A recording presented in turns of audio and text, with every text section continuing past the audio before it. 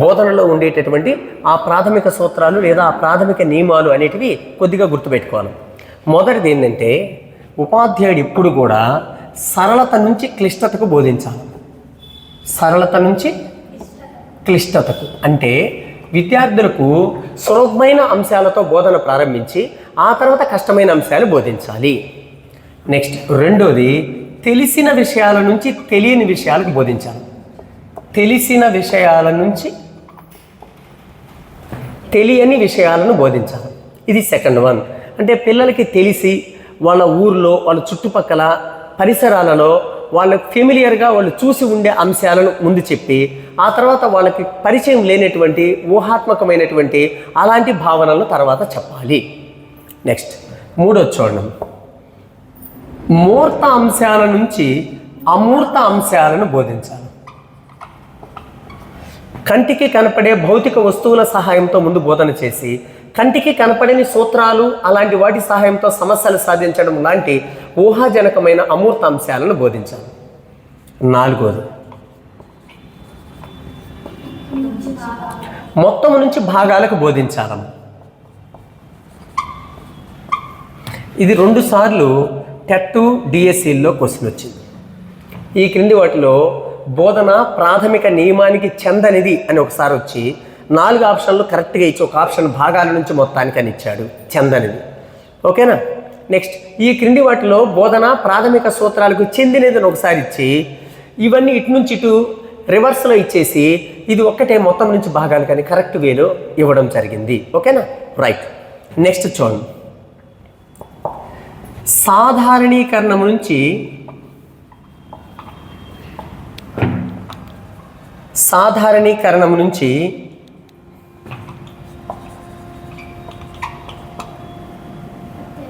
ఉదాహరణ నుంచి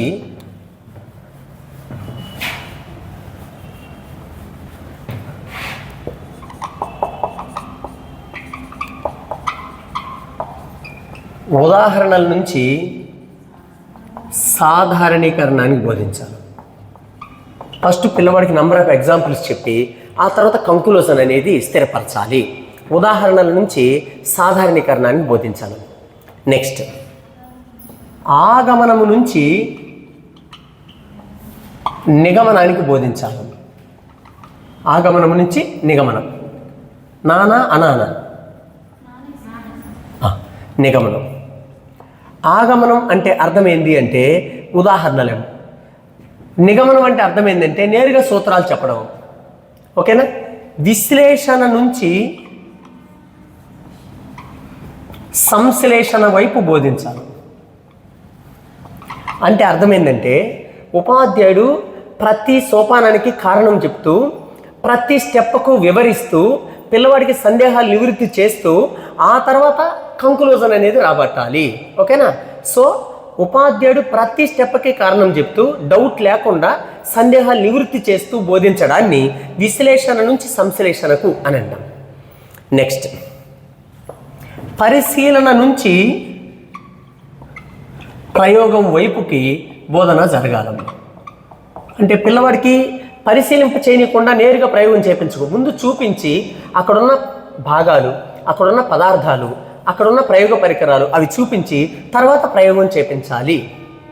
అర్థమైందా? చూడండి, easy to difficult, known to unknown, concrete to abstract, total to parts, examples to generalization, inductive to deductive, analytical to synthesis, observation to experiment. ఇలా బోధనలో ప్రాథమిక సూత్రాలను గుర్తుపెట్టుకోవాలి. దీని మీద ప్రశ్న ఎలా అడగొచ్చు అని అంటే ఈ క్రింది వాటిలో బోధన ప్రాథమిక సూత్రానికి చెందనిది, చెందినది, సంబంధించినది, సంబంధించనిది ఇలా ప్రశ్న అడగొచ్చు, గుర్తుపెట్టుకోవాలి. ఓకే? సాంఘిక శాస్త్రోపాధ్యాయుడు జాతీయ సమైక్యత అనే పాఠ్యాంశ బోధనలో వారి గ్రామంలో పిల్లల గ్రామంలో జరిగే మొహరం పండుగ గురించి చెప్పి ఆ తర్వాత జాతీయ సమైక్యత అనే పాఠ్యాంశాన్ని బోధించాడు. దీనిలో ఇమిడి ఉన్నటువంటి సూత్రము ఈ ఆప్షన్స్లో తెలిసిన దాని నుంచి తెలియని దాని, సరళత నుంచి క్లిష్టతకు, మూర్తాంశాల నుంచి అమూర్తాంశాలకు, మొత్తం నుంచి భాగాలకు అని ఇచ్చాడు అనుకోండి. రైట్ ఆన్సర్ ఏందమ్మా? ఎస్. వాళ్ళ గ్రామంలో జరిగినటువంటి మొహరం పండుగ వాళ్ళకి తెలుసు, వాళ్ళు చూసుంటారు.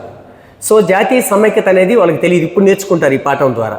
కాబట్టి మొహరం పండుగ గురించి చెప్పి తర్వాత జాతీయ సమైక్యత అనే పాఠాన్ని బోధించడంలో ఇమిడి ఉండే సూత్రం ఏది అంటే తెలిసిన విషయాల నుంచి తెలియని విషయాలు. సరే, ఇలా అడిగారు ప్రశ్న.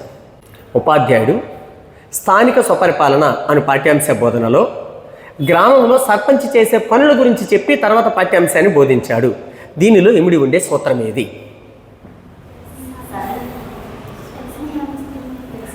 తెలిసిన విషయం నుంచి తెలియని విషయమా, సరళత నుంచి క్లిష్టతకా, మూర్తాంశాల నుంచి అమూర్తాంశాల, మొత్తం నుంచి భాగాలకా?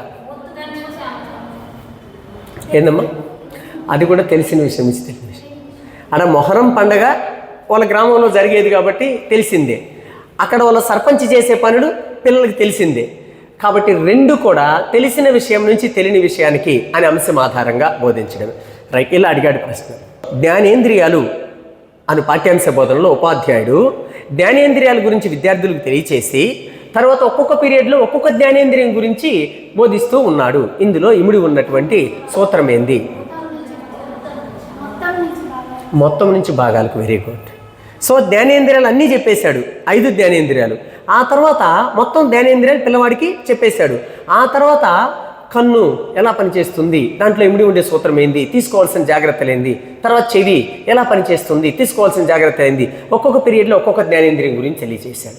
ఇలా జ్ఞానేంద్రియాల గురించి చెప్పి తర్వాత ఒక్కొక్క పీరియడ్లో ఒక్కొక్క జ్ఞానేంద్రియం గురించి విపులంగా బోధిస్తూ పోతే ఇది మొత్తం నుంచి భాగాలకు అని వస్తుంది. ఓకేనా?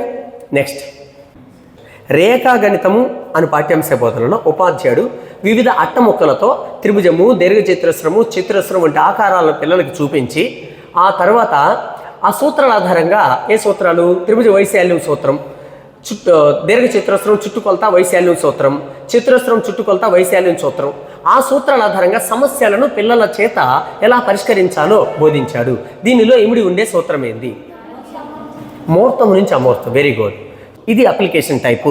తర్వాత చూడడం, ఈ బోధనా పద్ధతులు 2 రకాలు. ఈ బోధనా పద్ధతులు ఎన్ని రకాలు? 2 రకాలు. ఒకటి ఉపాధ్యాయ కేంద్రీకృత పద్ధతులు, 2 విద్యార్థి లేదా శిశు కేంద్రీకృత పద్ధతులు. ఉపాధ్యాయ కేంద్రీకృత పద్ధతులు, 2 విద్యార్థి లేదా శిశు కేంద్రీకృత పద్ధతులు. Teacher centred teaching methods, child centred methods, ఇలా 2 రకాలుగా వర్గీకరించవచ్చు. Okay, right. సరే, ఇక్కడ క్రియాత్మకంగా ఎవరుంటారమ్మా?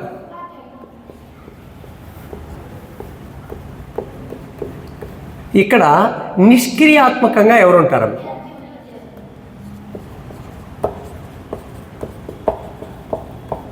చూడండి, క్రియాత్మకంగా యాక్టివ్గా ఉండేది ఉపాధ్యాయుడు. ఓకేనా? ఇన్యాక్టివ్గా ఉండేది విద్యార్థి. క్రియాత్మకంగా ఉపాధ్యాయుడు, నిష్క్రియాత్మకంగా విద్యార్థి ఉండి బోధన జరిగే పద్ధతులు ఏవి అని అంటే ఆన్సర్ ఉపాధ్యాయ కేంద్రీకృత పద్ధతులు. సో ఉపాధ్యాయుడు యాక్టివ్గా ఉంటాడు, విద్యార్థి ఆడ కూర్చొని ఇట్లా చూస్తా మధ్యలో కునికేస్తూ ఉంటాడనమాట. Okay, right. సరే, మరి ఈ బోధనా పద్ధతులలో క్రియాత్మకంగా ఉండేది ఎవరు? ఓకేనా? విద్యార్థి క్రియాత్మకంగా ఉంటాడు, విద్యార్థి పరిశీలిస్తూ నేర్చుకుంటాడు, విద్యార్థి పాల్గొంటూ నేర్చుకుంటాడు, విద్యార్థి ప్రయోగాలు చేస్తూ నేర్చుకుంటాడు. ఓకేనా? విద్యార్థి కృత్యాలు చేస్తూ నేర్చుకుంటాడు. కాబట్టి విద్యార్థి ఎలా ఉంటాడు? ఈ బోధనా పద్ధతులలో బోధించినప్పుడు క్రియాత్మకంగా ఉంటాడు. ఇందులో విద్యార్థి కేంద్రీకృత పద్ధతులలో ఉపాధ్యాయుని పాత్ర ఏందమ్మా?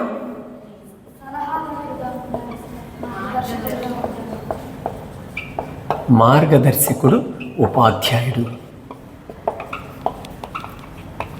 So very basic thing, question అడగడానికి అవకాశం అప్పుడప్పుడు రేర్గా అడుగుతూ ఉంటాడు. ఉపాధ్యాయ కేంద్రీకృత పద్ధతులలో క్రియాత్మకంగా ఉండేది ఉపాధ్యాయుడు, నిష్క్రియాత్మకంగా ఉండేది. మరి విద్యార్థి కేంద్రీకృత పద్ధతులలో విద్యార్థి పాత్ర క్రియాత్మకంగా ఉండడం, మరి ఉపాధ్యాయుని పాత్ర మార్గదర్శకుడు. ఇది చెల్లుకు చెల్లని ఏడ విద్యార్థి నిష్క్రియాత్మకం కాబట్టి ఇక్కడ ఉపాధ్యాయుడు నిష్క్రియాత్మకం అని గుర్తుపెట్టుకోకూడదు. ఉపాధ్యాయుని పాత్ర మార్గదర్శకుడుగా ఉండేది ఏ బోధనా పద్ధతులలో అని అంటే విద్యార్థి లేదా శిశు కేంద్రీకృత పద్ధతులలో. ఓకే, విద్యార్థులు దేన్ని అలవాటు చేసుకుంటారమ్మా? బట్టి విధానాన్ని అలవాటు చేసుకుంటారు. ఓకేనా? నెక్స్ట్, పిల్లలలో ఏమి లోపిస్తుందమ్మా? ఆత్మవిశ్వాసము లోపిస్తుంది.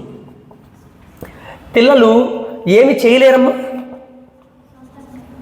స్వతంత్ర నిర్ణయాలు తీసుకోలేరు.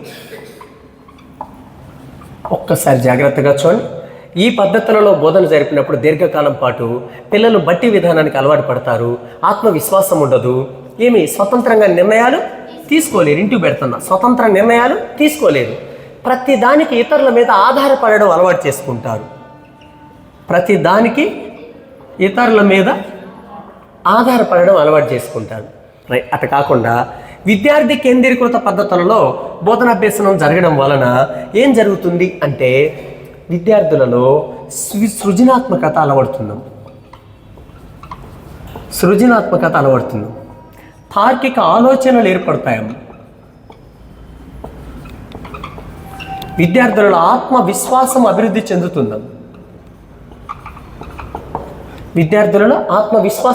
చెందుతున్నాం. స్వతంత్ర నిర్ణయాలు తీసుకునే సామర్థ్యం,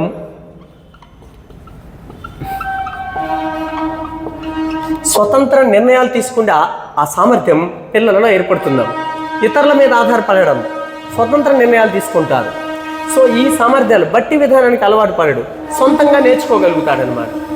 సో సృజనాత్మకత, తార్కిక ఆలోచనలు, ఆత్మవిశ్వాసం, స్వతంత్ర నిర్ణయాలు తీసుకోవడం విద్యార్థులలో అలవడడానికి తోడ్పడే బోధనా పద్ధతులు ఏవి అంటే శిశు కేంద్రీకృత పద్ధతులు. ఓకే, మరి ఉపాధ్యాయ కేంద్రీకృత పద్ధతులకి ఎగ్జాంపుల్ ఏంది? ఇది అన్ని సబ్జెక్టుల్లో అడగొచ్చాం. ఇది పురాతన పద్ధతి. అన్ని బోధనా పద్ధతులలో అంతర్గతంగా ఉండే పద్ధతి ఏది అంటే ఉపన్యాస పద్ధతి. ఉపన్యాస ప్రదర్శన పద్ధతిని చూడండి, మనకి ఎక్కువ ఎగ్జాంపుల్ సైన్సు, సోషల్లో ఉపన్యాస పద్ధతి మీద బిట్ అడగడానికి అవకాశం. సైన్సు, సోషల్లో అది జనరల్ పాత పద్ధతి కాబట్టి ఏ మెథడ్లో అయినా అడగొచ్చు, కూడా మ్యాథ్స్లో కూడా అడగొచ్చు. కానీ ఎక్కువగా ప్రశ్న మనకి సైన్స్, సోషల్లో అడుగుతున్నాం. ఉపన్యాస ప్రదర్శన పద్ధతి మ్యాథ్స్లో లేదు, సైన్స్, సోషల్లోనే ఉండేది. నెక్స్ట్ కథా పద్ధతి కేవలం సోషల్లోనే ఉండేది. హిస్టరీ బోధించడానికి అనువైన పద్ధతి. చారిత్రక లేదా జీవిత చరిత్రల పద్ధతి ఏ సబ్జెక్ట్ అమ్మా? కాదు, సైన్స్. అర్థమైంది, పేరు అట్టుంటుంది. చారిత్రక అంటే చరిత్ర కదా, సోషల్ అన్నట్టు ఉంటుంది. కానీ ఎస్జిటిలో మనకి ఇది చారిత్రక పద్ధతి అనేది ఎస్జిటిలో దేంట్లో ఉంది? సైన్స్లో ఉండేది. నిర్మాణ పద్ధతి కేవలం సైన్స్లో ఉండేది. మూలాధార పద్ధతి కేవలం సోషల్లో ఉండేది. అర్థమవుతుందా? ఇవన్నీ ఏం పద్ధతులమ్మా? ఉపాధ్యాయ కేంద్రీకృత పద్ధతులు. మరి ఎగ్జాంపుల్స్ అన్నమాట. ఉపాధ్యాయ కేంద్రీకృత పద్ధతులకి ఎగ్జాంపుల్స్ ఏవి అని అంటే, ఉపాధ్యాయ కేంద్రీకృత పద్ధతులకు ఉదాహరణలు ఏవి అంటే ఈ పద్ధతులని 1, 2, 3, 4, 5, 6 ఈ 6 పద్ధతుల్ని మనం గుర్తుపెట్టుకోవాలి. నెక్స్ట్ మరి విద్యార్థి కేంద్రీకృత పద్ధతులు లేదా శిశు కేంద్రీకృత పద్ధతులకు ఉదాహరణలు ఏవి అంటే గుర్తుపెట్టుకోండి. ఫస్ట్ ఆఫ్ ఆల్ ఏంటమ్మా? ఆగమన నిగమన పద్ధతులు. ఆగమన నిగమన పద్ధతులు, ఓకేనా? క్రీడా పద్ధతులు. సో ఇవి మ్యాథ్స్లో, సైన్స్లో ఉండే పద్ధతులు. సోషల్లో కూడా కొన్ని ఉన్నాయి. ఏది దేంట్లో ఉంది? ఆగమన నిగమన పద్ధతులు అన్ని మెథడాలజీల్లో ఉంటాయి. ఓకే, అన్ని మెథడాలజీ సైన్స్, సోషల్, మ్యాథ్స్ మూడిట్లో ఉంటాయి. విశ్లేషణ, సంశ్లేషణ పద్ధతులు అన్ని మెథడాలజీల్లో ఉంటాయి. మ్యాథ్స్లో, సైన్స్లో, సోషల్లో అన్నిట్లో ఉంటాయి. నెక్స్ట్ అన్వేషణ పద్ధతి ఓన్లీ మ్యాథ్స్ అండ్ సైన్స్, సోషల్లో ఉండదు. ప్రాజెక్టు పద్ధతి అన్నిట్లో ఉంటుందా? నేను ఏం రాయలేదాడంటే ఆల్ అని అన్ని బోధనా పద్ధతులు అన్ని మెథడాలజీల్లో అన్ని సబ్జెక్టుల్లో ఉంటుంది అది. నెక్స్ట్ ఎక్కడికి వద్దాం? సమస్య పరిష్కార పద్ధతి అన్నిట్లో ఉంటుందమ్మా. మ్యాథ్స్, సైన్స్, సోషల్ అన్నిట్లో ఉంటుంది. నెక్స్ట్ ప్రయోగశాల పద్ధతి కేవలం మ్యాథ్స్ అండ్ సైన్స్లో ఉంటుంది, సోషల్లో ఉండదు. ఓకేనా? కేవలం మ్యాథ్స్ అండ్ సైన్స్లో ఉంటుంది, సోషల్లో ఉండదు ప్రయోగశాల పద్ధతి. నెక్స్ట్ క్రీడా పద్ధతులు దేంట్లో ఉంటాయమ్మా? ఓన్లీ మ్యాథ్స్లో ఉంటాయి. ఏంది ఆ క్రీడా పద్ధతులు అంటే మాంటిసోరీ పద్ధతి, కిండర్ గార్డెన్ పద్ధతులు. మాంటిసోరీ పద్ధతి, కిండర్ గార్డెన్ పద్ధతులు మ్యాథ్స్లోనే ఉంటాయి.